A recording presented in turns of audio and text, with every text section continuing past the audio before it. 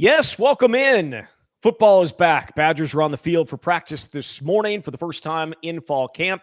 Jesse and I were down in Platteville. We are back from Platteville. Enjoyable journey, Jesse? Well, it's shorter for me than it is for you and for some others. Enjoyable. I get to listen to some podcasts. I'll say that. The camp? I don't re-listen to the camp because I was a part of the initial show, but the rewatchables, I'm all about that one. Yeah, no, we actually when we went to Washington State, you introduced me to the rewatchables, but I believe you listened to the same one over and over again, right? Not at least you were in that moment. Well, it comes out. I'm giving a plug to. It doesn't really matter, but it comes out every Tuesday. So if there's a new one that I'm interested in, I'll listen. But if there isn't, they got some good ones over the years. What else do you have? You like the press box too, right? Yeah, the press box. But only if it's a sports one. Yeah, those are more enjoyable. Yeah, because Either way, it is podcast season because that hour for you and hour and 15 for me is going to be happening here over the next couple of weeks as the Badgers are down in Platteville to get fall camp going. And it was, a tad warm for everybody down there, sweating. Again, I'm getting all this out of the way. Long drive, sweating. But guess what? We got football. We're going to get into everything that we saw here on day one. For anybody that's not aware, maybe you're listening and haven't known this before, we do have a YouTube channel, the Camp YouTube channel. You can go up there. We post all of the videos and podcasts and interviews that we do, whether it's at practice or here, up on that channel. There's some practice video from this morning up there. Don't really get to... I probably shouldn't sell it this way. You don't really get to see a ton of good stuff during the portion of practice that we get to video, but it does give you a little bit of football, gives you a little bit of a glimpse as to what is happening down in Platteville as fall camp gets going. So check that out, subscribe. We really appreciate it. And it's just another way to consume the show. So, all right, let's jump into this. It was day one down in Platteville for the Badgers. As I mentioned, a little bit of a warm one. There were perhaps, and maybe you can correct me on this, one or two guys that may have lost the stuff that was in their stomachs. I can't fault them at all. If I were them, I probably wouldn't have made it through 15 minutes. But no matter how in shape you are and how many years you've been here going through an off-season program, it's just different when you get to camp. And it is 88 degrees. It feels like 95 out there, whatever it is. The humidity is going. And they're working their butts off. So there were a handful of guys who lost their lunch, as you put it. But this is what happens this time of year. You're trying to get back into shape, and you are facing a grind that you can't replicate in OTAs. As much as these guys spent time together in the summer and this entire offseason, which, as we know, is the longest offseason the Wisconsin football program has had in 23 years, nothing replicates what practice is like, which, of course, gets you prepared for the games. Absolutely. All right. So I feel like the place we start these every year with the first practice, especially because of the change at the position, is quarterback. And we know that they have a new quarterback, Billy Edwards Jr. He is their starter. There's no doubt about that. And he actually had what I thought was a pretty solid day, all things considered. It's a day one. There's going to be mistakes. There's going to be footballs on the ground and that type of stuff. But I thought Billy really had a nice day and put some passes where I don't know that too many other quarterbacks that we've seen could put. I concur. And this is not a day where they're airing the ball out a ton, 50 yards down the field, those types of things. There are a lot of fundamentals you're trying to get down, especially when you consider how many new players there are on this roster. Yes, many of them were here for the spring, but you've got a handful of the spring transfer portal guys. You've got all these new freshmen. I will say, though, I thought Billy was excellent, and he made the kinds of throws that will help elevate this offense. I think we've heard over the years, Wisconsin quarterback just has to be a game manager when you've got a run-first, run-oriented system. He's capable of being more than that. The best throw to me, there were a couple throws that were outstanding. And some of these are in skeletons, so I think that's worth acknowledging when we're talking about what we're seeing. First of all, they're not in full pads yet. There's an acclimation period here. And then you've got kind of like 7-on-7 or 9-on-7, so there's no real lineman or pressure. But still, there was a ball that he put on Vinny Anthony that was just perfect. Vinny was not even out of his break yet. It was an out route to the left sideline. And as soon as he turned around, it was there. He caught it for a first down. There was another ball on 11 on 11 that he delivered down the sideline to Vinny. I had it for 30 plus yards in the air. And then Vinny kind of cut across the field and made a long gain of it. Ultimately, though, it comes back to, as we've said since the spring, Kenny Guyton called it those not making those so-called disaster decisions. And there were one or two that he put in places that you might have went, but it ended up working out, including one that he somehow squeezed through Ricardo Hallman for a completion all the way across the field to Jaden Ballard. But that's what you need out of a guy who's got a year as a starter in the Big Ten, who's your clear-cut number one. Come in with confidence, lead the group. And that's another thing that I'd say I noticed, Zach, is you could see right from the get-go, he was putting guys in the right place because there are a lot of different rotations that they're working with as they're trying to figure out who's going to work with the first group or the second group. So he understands everything, but now it's executing at a consistent level. Two things. The pass that you said that Ricardo Hallman, we thought he had, that ended up Jaden Ballard being able to take it and then run off down the sideline. After practice, you could hear Mason Rieger yelling at Rico saying, I was already off down, about to start blocking. I thought you had a pick six.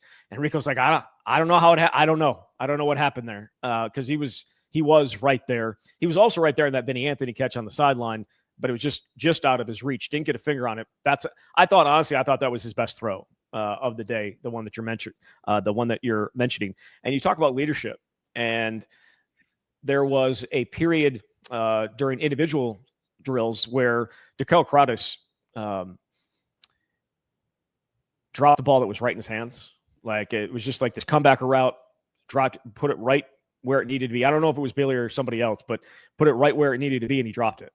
And at the end of it was one of the last ones to go. And at the end of the drill, Billy just said, hey, get back out there. We're going to do this one more time. And gave him another chance, and obviously caught the ball the second time around.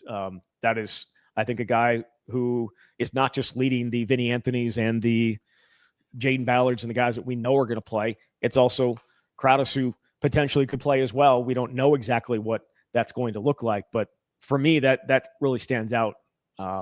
His maturity and leadership, because he's did it last year. You know, he played a ton of football last year, and he knows exactly what it takes to be a starting quarterback.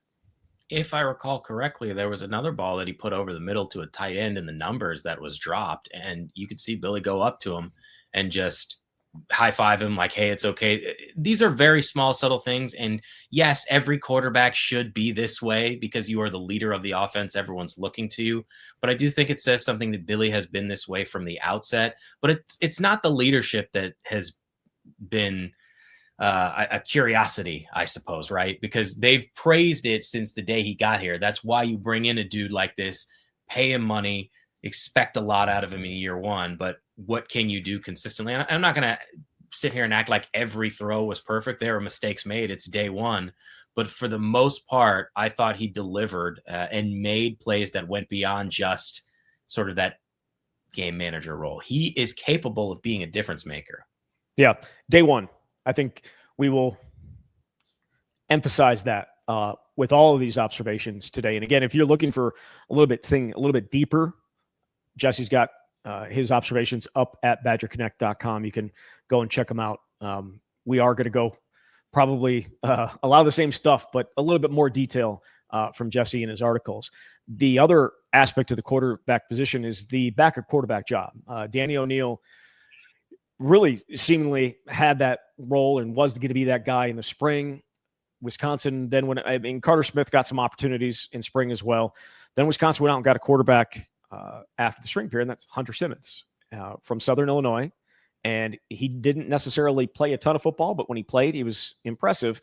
But then I don't know that anybody thought he was going to be one of the guys who would be potentially in the backup competition. And then Luke Fickleback in Las Vegas last week kind of mentioned it's, one of these two guys, and then potentially whichever one doesn't win the backup job, could they potentially redshirt? And I know that is way down the line, but Hunter Simmons did stand out today a little bit, didn't he, Jesse? I'm a little bit surprised as well, because my assumption was they just need another body in the quarterback room. We knew this dating back to, was it January when Kenny Guyton took over the quarterback room? And I appreciate his honesty whenever we ask him about this stuff. Yeah, they were going to evaluate because they had 3 scholarship quarterbacks at the time, given all the turnover in the room. Well, they got Hunter Simmons because of a connection. Blake Rohan had been the offensive coordinator at Southern Illinois, and now he's an assistant wide receivers coach with Wisconsin. So he had plenty of familiarity with Simmons because Simmons played last year, played in 5 games, started 3 games. But for him to get extensive snaps with the second team offense in this first practice really shows that this staff wants to give him a true look. And to me, it feels like we talked about a bunch of competitions going into fall camp, and we'll continue to talk about them on this show. But I didn't know if there would be a true backup quarterback competition because it was just Danny O'Neill's job in the spring. He was the backup. Carter Smith was the 3. It made a lot of sense. O'Neil is going to have to earn that role. And yes, it is day one. It's not a bunch of guys coming after you, but you can see the confidence, the maturity, and the arm strength. There were not a bunch of deep throws, but even over the middle, multiple tosses that would have gone for first downs. And yes, some is skeleton, but I did not expect that to be what his role could be. And I asked Luke about it after practice. To say I knew a ton about him, to say I had studied him a lot, I'd be lying. But you do understand that there's a maturity level of a guy for what he's been through. There is a talent level, an arm talent level that's obvious to see. And in particular, that room, or just where we've been the last couple of years, not to say that you're preparing for injuries, but you've got to find a way to make sure that you've got some competition in that room. And no matter what the season looks like, you got to have some guys that you feel confident that can go out there, and they've got some experience behind it, and I think that's what he provides. So that was Luke Fickell talking about it, and he admitted it. It's not like he went out and had studied a ton of tape of Hunter Simmons, because there isn't. Let's be fair, there isn't a ton out there, at least in college, because of the limited amount of time that he's gotten. But he certainly didn't look out of place. I'll say that. Yeah, and Danny O'Neill's going to get every opportunity as well. But very clearly, they're evaluating both those guys for the backup job, as you should. And as Luke talked about there, they've had some pretty bad luck in the starting quarterback role, certainly in the 2 years that Fickell has been the head coach here. But as we know, almost every year that I've covered the team. So you need that spot to have a guy you can be confident in. So Simmons will give it a run for his money. And yeah, he doesn't have a lot of experience, but he had back-to-back 300-plus yard passing games at the FCS level before he broke his leg. So there is that. There is that. And we'll be continuing to watch that backup battle throughout fall camp and see exactly how it plays out. There's another battle happening. How far it goes and how competitive it is still remains to be seen, but that is at the left tackle spot, where Davis Heinzen was brought in after the spring practice, out of the spring portal, and expected to come in and be that left tackle. And today he was that guy. He was the left tackle with the first team. However, there was a bit of a surprise behind him, Jesse. Yeah, JP Benchwall working with the 2s at left tackle. My assumption this whole time was he'd be competing for the right guard job. But I'd also say, if you have 3 guys that you think are worthwhile, the third guy is never going to play. If you can move him into a tackle role and he can excel there is a spot for a 6th or a 7th guy. And throughout Benchwell's career at Wisconsin, though it has been limited reps, it's been at guard. Pro Football Focus has him playing 50 snaps last season at guard. I think 41 of them were at right guard, 9 were at left guard. And Heinzen, again, will have every opportunity to earn the job, but I don't think it's the worst thing in the world to create opportunities for a veteran guy who could be someone that can come off the bench, or even if it's for a series, a half, that is a possibility as well, especially when you've got Emerson Mandel working with the 1s at right guard and Kerry Kadenko working with the 2s at right guard. I think it's a great move by AJ Blazik. Yeah. And again, Luke Fickell saying we're just looking for some different combinations and some guys, because you need 6 or 7, 7 or 8, as you said, throughout an entire year. And look, left guard is significantly different than, or I should say right guard is significantly different than left tackle. A bit of an island when you put yourself out there. So that is a little bit more difficult. But he was a very highly recruited kid. I mean, he was a 4-star kid coming out of high school. He just hasn't played a ton because there's been some solid players in front of him. But I honestly, I expected, because that's how fall camp or spring ended, was Emerson Mandel to be the backup at right guard and Kerry Kadenko to be with the first team. And maybe they'll continue to switch like they did in spring, and it's one guy one day and one guy the next day. But was Emerson Mandel healthy in spring? I talked to AJ Blazik this summer for a couple different stories, and obviously they had injury issues at right guard. We know JP Benchwell was hurt, and one of the things AJ told me was he felt as though Emerson was playing the best football of his young career in college. But then he said he had, I believe he said he had an ankle injury. So that kind of derailed the progress during spring practice. But obviously we've talked about his ceiling. If you get a young guy in his second year who's capable of starting, you would want to ride that so he can become a multi-year starter. And Kerry Kadenko, worthy of getting a look as a starter, earned a ton of snaps, especially the second half of spring, almost exclusively as your top right guard, in part because of those injuries. So maybe it is a situation where Blazik wants to rotate them, but I certainly thought that was notable to see that you've got a redshirt freshman and Emerson Mandel working with a veteran offensive line with the ones. Yep, absolutely. And then also another note, because a lot of people thought Leighton Nelson would be the he was left tackle in the spring. He was at right tackle behind Riley Mallman on day one. Again, I think that there's going to be some rotation through there throughout the entirety of fall. Should also say I saw Nolan Davenport get at least a series, and there may have been more snaps at left tackle. He was getting run in the spring with the twos. Yes, there were some injuries, but that two line in general has a lot of the young talent. Colin Coverly was at left guard. Ryan Corey was at center. Those guys have come in the last couple of recruiting classes. So there's still talent there with the twos, but they're obviously going to be riding that first group as much as they can given the experience.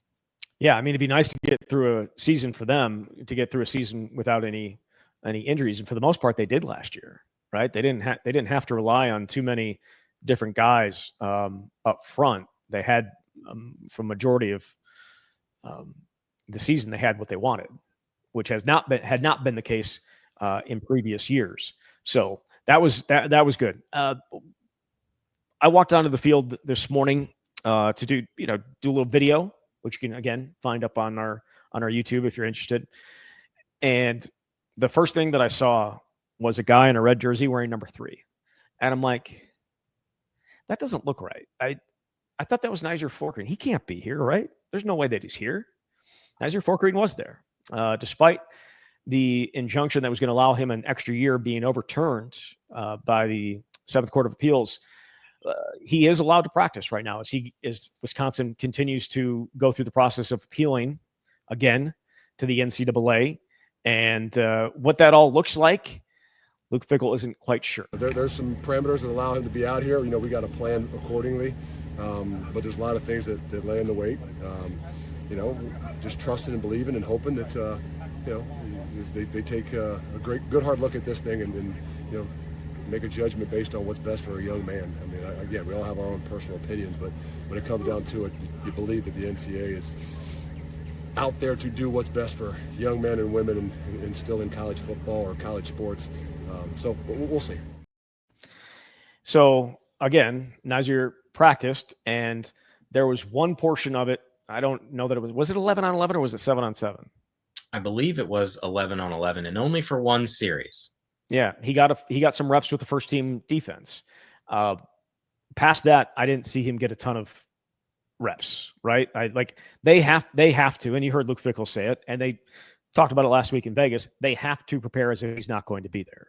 So that is what it is. But he is here right now, and I guess it's a Hail Mary, right?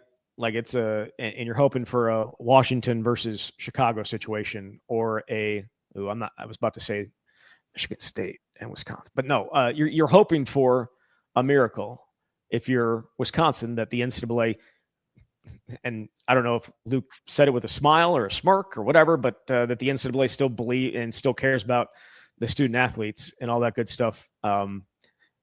What?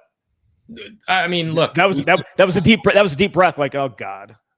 No, we said this last time. It seems hard to believe that the NCAA would side with Nyzier Fourqurean because they've already put their position forward and what the ramifications would be in the future when you consider this entire situation, someone who was previously playing under the NCAA umbrella, that it would open the floodgates. This has to be just awful for Nyzier. You're down there with all your teammates, and that's good because otherwise I don't know what he would be doing. You'd feel completely isolated. You missed the window for the NFL draft and the free agents and all that stuff. And now you're sitting here at the start of football season knowing you're a starter at this level, maybe one of the better corners in the Big Ten if you feel really confident about yourself. And certainly he was going to have that opportunity. And instead he's relegated to whatever this weird role is. And Wisconsin, meanwhile, has to figure out what to do with him, because I'm surprised, honestly, that we saw him get any snaps, let alone with the first team. But it was also one series where he's at his old spot. Ricardo Hallman's on the other side. Ultimately, they've got to move forward, as Luke said last week, planning that he's not going to be playing in games this season. And so that's why it was intriguing to see what else they did. And for the most part, the other guys we saw were Deone Hill and Emilio Agard, who it feels like really is going to get a big run here, since that's the role that he played last year. Hill was kind of on the other side when they were working with the twos, but those are the two that they're evaluating for that starting role, at least right now, because Jameer Latimer, the second, someone who also is capable of being outside, played a bunch of snaps on the outside a year ago, is still in the slot. And Austin Brown, I believe he even said at local media day, like, hadn't been any talk about him moving to the slot. He played 266 snaps in the slot last season. They want him on the back end at safety with Preston Zachman. So yeah, I think it's Hill and it's Agard and it's Nyzier Fourqurean just shaking his head, thinking this situation sucks. It sucks. And I know a lot of people are like, well, he really only has himself to blame for it, or he has, which I guess to an extent, just because he, this was not a guarantee, and, had to pull his name out right when there was almost when there was a decision made, and, and then this got pushed out this far again. It got really, really late, and it's very, very, very, very late now. And obviously you feel horrible for him, and you feel badly that he's in this position, but it's a position that, Wisconsin took a chance on, and right now it's not paying off. Right. He took a shot at it. And at the time it felt like, hey, floodgates are open. There's this Diego Pavia situation. Yes, that was at the junior college level, but now he's in this spot where you find out 12 days before fall camp starts that the decision has been overturned, and he is just in no man's land right now. And while he's not the first person to be dealing with a situation at the hands of the NCAA or the courts, that doesn't make him or anybody else feel any better. And so if there is a silver lining, it's that he does get to be around the team for these few weeks in Platteville and whatever the future holds this football season. But it's kind of like putting your life on hold for another year, unless you get a decision that somehow overturns this, which feels unlikely. Yeah. So that's the spot at corner, and that'll be another battle we're going to continue to watch between Hill and Agard. The other position that really stood out today because of how physical they were was inside linebacker, right? For you, I mean, Tackett Curtis had some big hits, and Turner had some big hits. Mason Posa had a ridiculous interception. We know, Cooper Catalano almost had an insane interception. The inside linebackers I feel like they were really showing out today. They were delivering some hits. And obviously when you were talking to Luke Fickell last week, he was raving about Tackett Curtis and being healthy and seeing the speed. And we got a glimpse of that today. There were back-to-back plays where he's just on the money. I think it was a check down into the flat. He's right there to make the would-be tackle. But then the next play just delivered a punishing blow, I think, over the middle. And Allegro had one. And Turner, I think it was a short pass over the middle to Gideon Atuka and just dropped him to the ground. And these are the times of the year where you're like, oh, is that even allowed? It's football. So yeah, but it shows the physicality of those guys. And you mentioned Mason Posa, the interception, which Wisconsin put up on its social media feed. I think you said this when we were watching practice, saw a lot of those kinds of plays on his huddle highlight film, like the athleticism. It was an underthrown ball by Carter Smith, admittedly, but he still had to go make the play. He's falling backwards, super acrobatic, gets the interception. So there is a lot of talent there. And because of how much talent there is, Tyler Janze now has a new position, which is certainly notable. You see him working some of that H-back, fullback role. looks like he's potentially next in line after Jackson Aker, because there just probably wasn't a ton of opportunity. If you know who your top two are, looks like Turner is probably that number 3. You've got these 2 freshmen who've got so much talent. So be interested to see whether Janzi can make that transition work.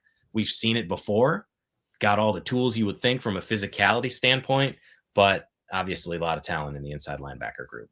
There absolutely is. And I think he's the all-time tackles leader in Wisconsin, so I don't know how you necessarily get looked over. But when you have the buzz around Mason Posa, sometimes maybe you do get overlooked. And I think maybe at times Cooper Catalano has.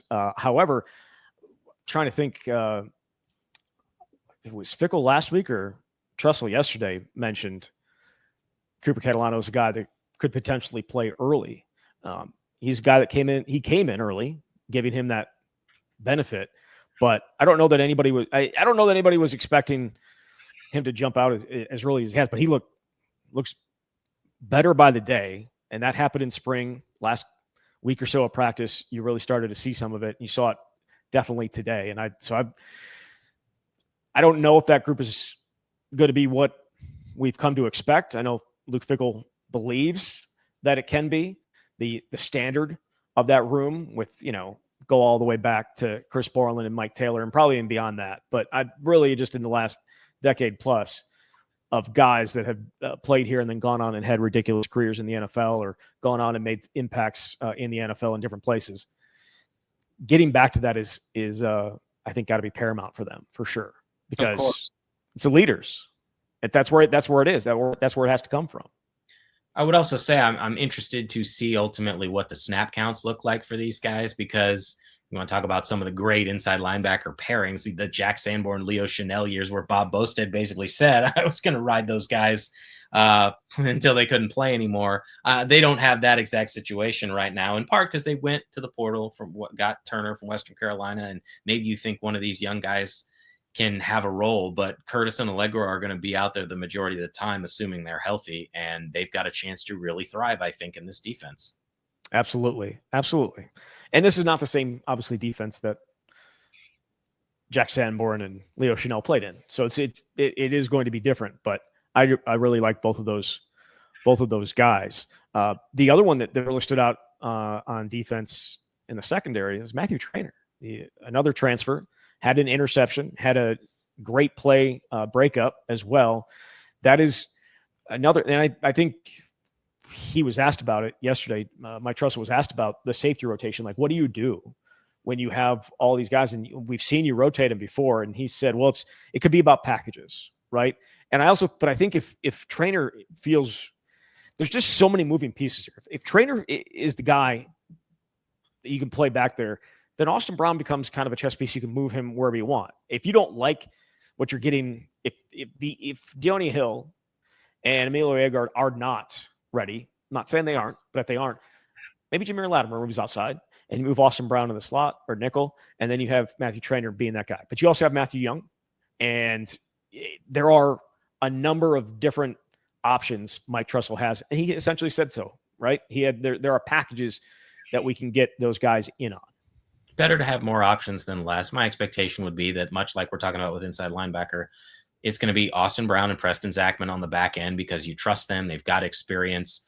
But if you need somebody else, I think they made some great moves through the portal by adding Traynor and Young. And Traynor was hurt a little bit, I think, especially towards the second half of the spring. But you saw why he was one of the best at his position in the FCS. Had an interception, and this was Skelly again, but Danny O'Neill threw one over the middle, and he just stepped in front, made a great read. And then the other play that you're talking about, I believe, was 11 on 11. It was a ball that just a really athletic move by Traynor, because Eugene Hilton Jr. was behind him, and if it was placed even an inch higher, he probably comes down with it in the front left corner of the end zone or somewhere in that area. But it was just the instincts and athleticism to be able to make that play. So it is good that Wisconsin has some options. And I think we mentioned this before, the Fourqurean situation, is unfortunate as it is. If it's going to happen in a group, having it happen in the secondary, certainly better than some other positions, because they have so many chess pieces they can move around with, guys who can be contributors. And again, I'm not saying that any of them are necessarily at the level that Fourqurean was at, but you've got alternatives and options with guys that you feel good about. You do. Obviously, and it was one of the quotes that I remember, and certainly will remember from Mike Tressel, is do I feel good about the depth? Yes. Do I feel good about the talent? Yes. Do I feel good about the experience? Not really. Or paraphrasing, of course. But he said, not yet. Big Ten depth, not yet. Just being honest. And that's accurate. Deone Hill's played. Jameer Latimer's played. Emilio Agard has not. You have obviously Ricardo Holman on the other side. He's played a ton of football. Austin Brown has played. Not as much safety, though, as he is he going to play this year. And Preston Zachman's played a lot of football, too. And it is a experienced group, but it's not a Big Ten experience group, I would say. Overall, knocking Nyzier out of there is a pretty big hit to the Big Ten experience of it. So, yes, that is a spot that we're going to continue to watch. What's the most important play in football, Jesse? Well, if it's punting is number one, I heard punt return might be number two.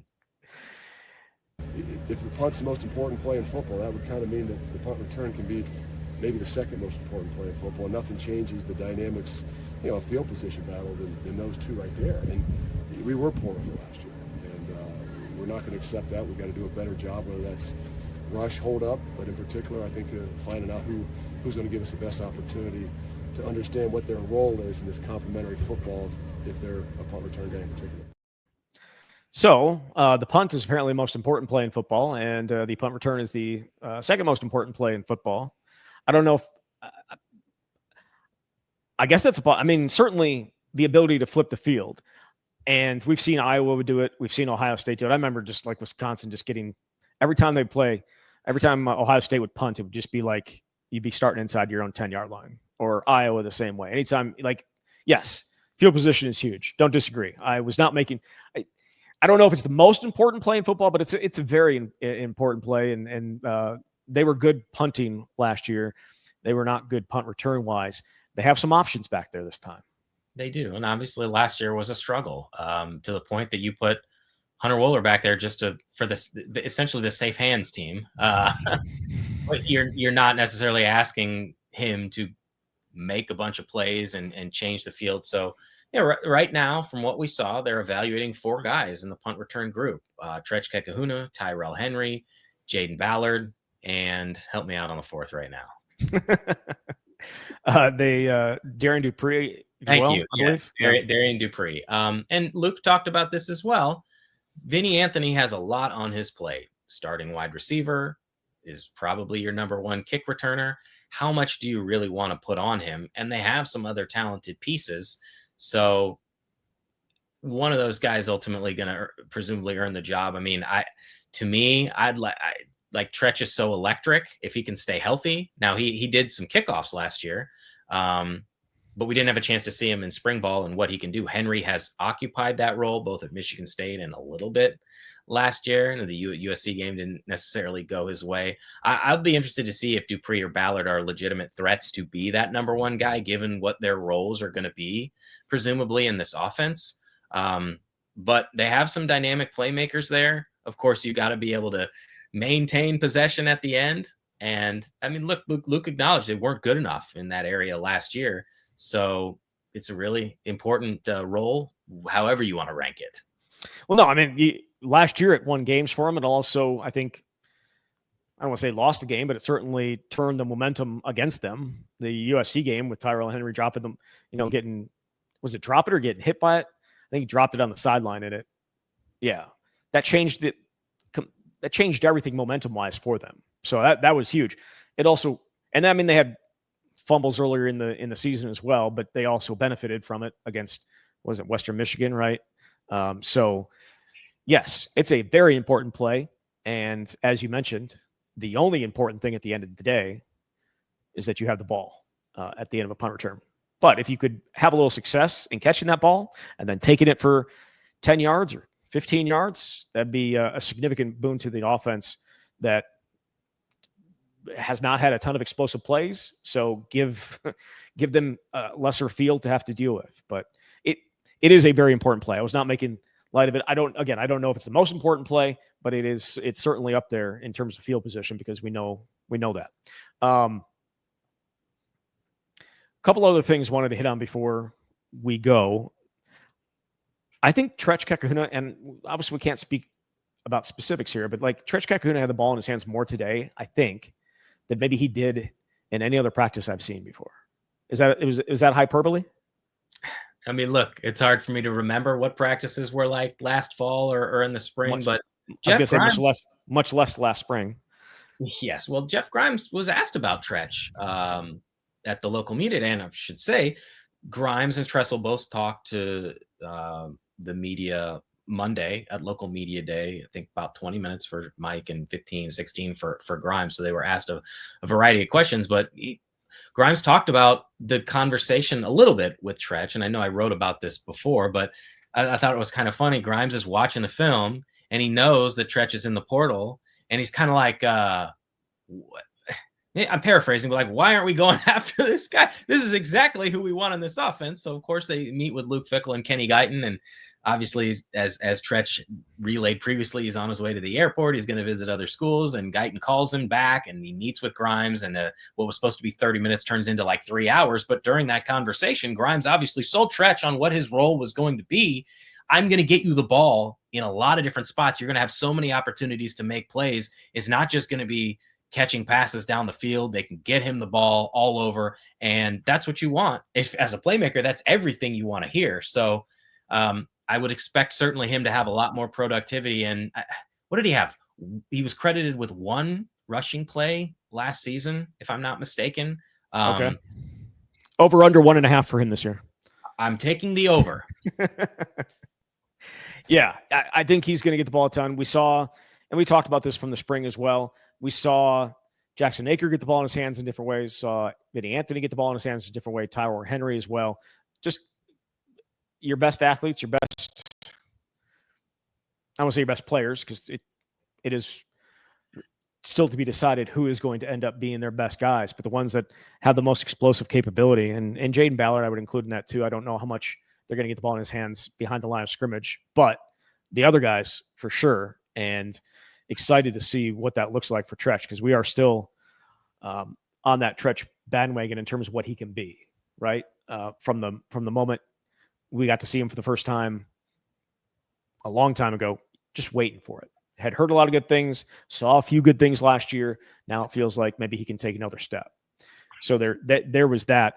The running backs, that is another spot that we are going to be keeping a focus on. Dylan Jones got a ton of the first team reps. Cade Yakimelli and Darian Dupree also saw some time.